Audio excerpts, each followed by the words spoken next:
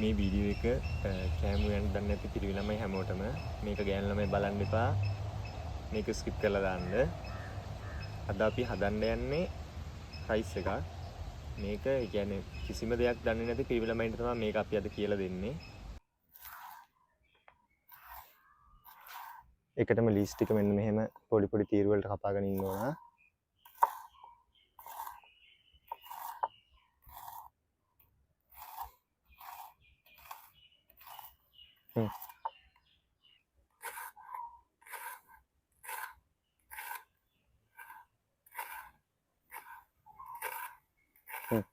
අපි දැන් ලීස් පොඩි පොඩි තීරු වලට කපා ගත්තා. දැන් තියෙන්නේ අපිට කැරට් ටික ග්‍රේට් කරගන්නයි.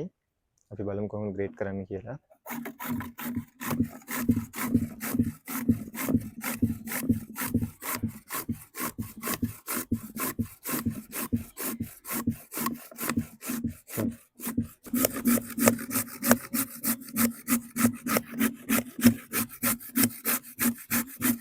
අපි අද රයිස් එක හදන්න ගන්න අමුද්‍රව්‍ය තමයි මෙතන තියෙනවා හාල් කිලෝ එකක්.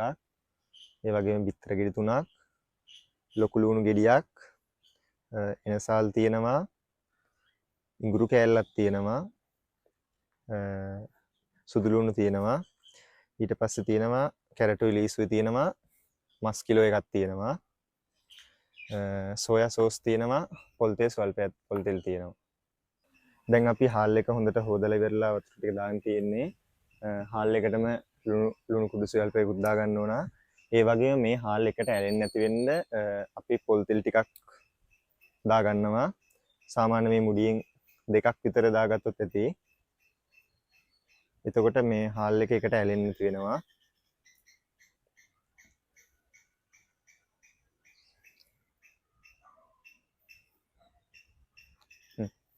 අපි එකටම කරන්නේ මස් එක හොඳට තම්බ ගන්න වතුර ටිකක් දා ගන්නවා.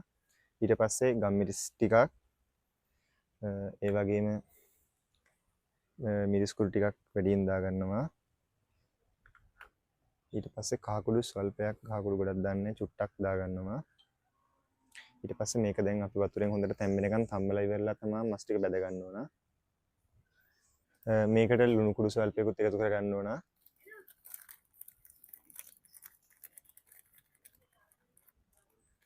මෙතන සුදු ලුණු බික් 5ක් 6ක් තියෙනවා. අපි ඒ ටික හොඳට තලාගෙන ඉන්න ඕන එකටම මෙන්න මේ විදිහට. හොඳට තලාගෙන තමයි පොඩි පොඩි කෑලි වලට කපන්න ඕනේ. එතකොට තමයි අර නීම සුදු ලුණු වල නීම රහ එන්නේ.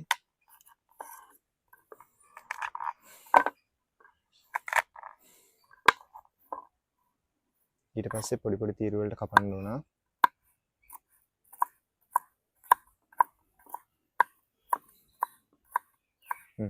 අපි දැන් ඊළඟට ඉඟුරු කෑල්ල චුට්ටක් සුද්ධ කරගන්නවා.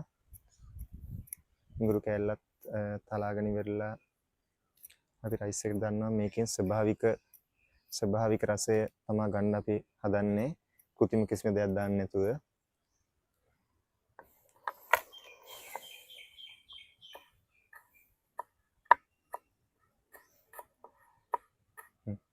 දැන් අපි ලොකු ලුණු ටික කපා ගන්න යන්නේ. මේකත් කපාගෙන පොඩි පොඩි තීරු වලට කපා ගන්න ඕන.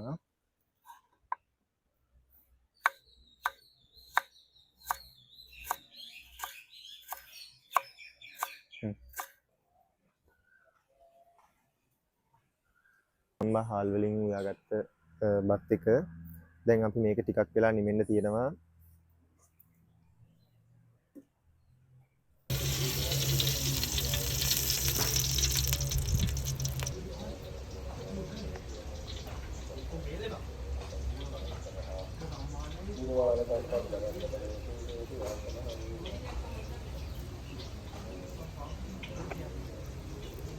දුම් හින්දා පේන්නේ නැද්ද එතන? නැතුව මෙන්න මේ වගේ රන්වන් පැහැෙනකම් බෙද ගන්න ඕන. ගොඩක් බැද්දාම මස් එකේ තියෙන රසය ටිකක් අඩු වෙනවා. සුදු ලුණු ටිකයි එනසල් ටිකයි ඉඟුරු ටිකයි මේකට එක් පළවෙනිම එකතු කරගන්නවා. ඊට පස්සේ රම්ප කරපිංචා ටික එකතු කරගන්න ඕන.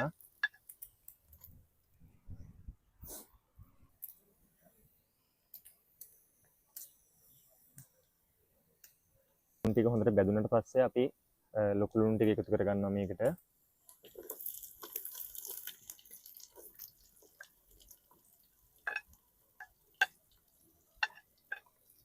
අපි බිත්තර ටික හොඳට බැදෙන්න එකතු කරනවා. අනේ ගය ගින්න උට දාපන්.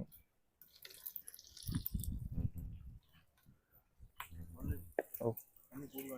ඔව් ලුණු කුට්ටියක් දාන්න තමයි.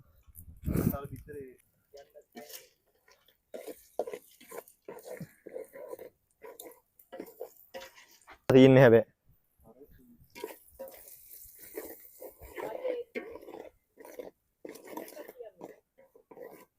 දැන් මේ බැදුණු මිශ්‍රණයට අපි ලීස් ටික එකට එකතු කරනවා. ලීස් ටික චුට්ටක් හොඳට ටෙම්පරාදු වෙන්න ඕන.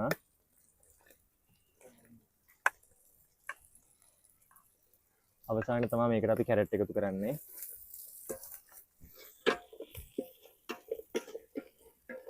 ලීස් ටික තප්පර 30ක් විතර තිබුණාට පස්සේ අපි කැරට් ටික මේකට එකතු කරනවා. ඉතින් මේකට කැරට් ටික ඉතුරු වෙච්ච කැරට් ටික එකතු කරනවා. කැරට් ටික ගොඩක් වෙලා තියාගන්න හොඳ නැහැ.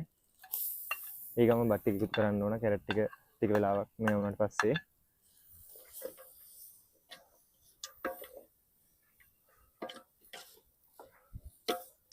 ස්වල්පයක් එකතු කරනවා. හරි.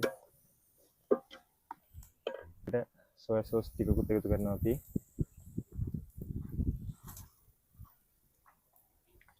දැන් මේකට අපි කැලිමිස් ටිකක් දානවා. මේ දැන් නම් ගින්න ටික අයින් කරනවා. මේ ටෙම්පරාදු එකට බත් ටික දා ගන්නවා, නිමුණු බත් ටික.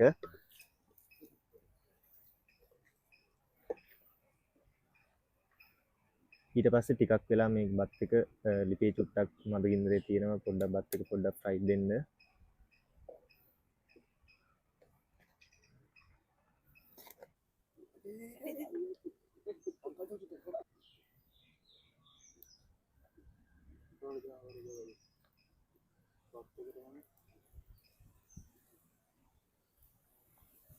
එතනේ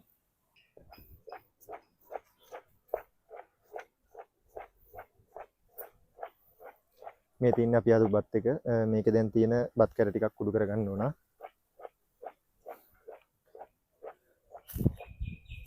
මේ තියෙන අපි හදාගත්ත රයිස් එක.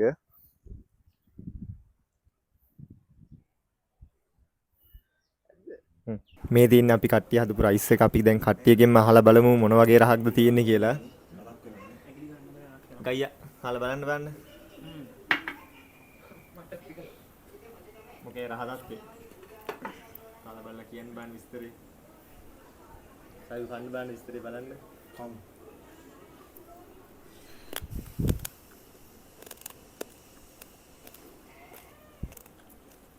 right ඇත්තටම right කඩෙන් ගත්තා වගේ තියෙනවා කඩෙන් ගත්තට වඩා right තියෙන අපේ නැන්න හදපු මේ ලෙවල් එක සුපිරි ඒක නියමයි දෙයක් නෑ ඇත්තටම කඩේ එකකට වඩා රහයි නියමයි එලකිරි අපි දැන් අහමු මගේ ඔන්න අපි හදපු රසම රසවත් රයිස් එක අපි කාලා ඉවරයි ඒ වගේම ඔයාලත් මේ වගේ හදලා බලන්න කියලා අපි ඉල්ලා සිටිනවා ඒ වගේම අපේ channel එක subscribe කරන්න කියලා ආදරෙන් ඉල්ලා සිටිනවා ස්තුතියි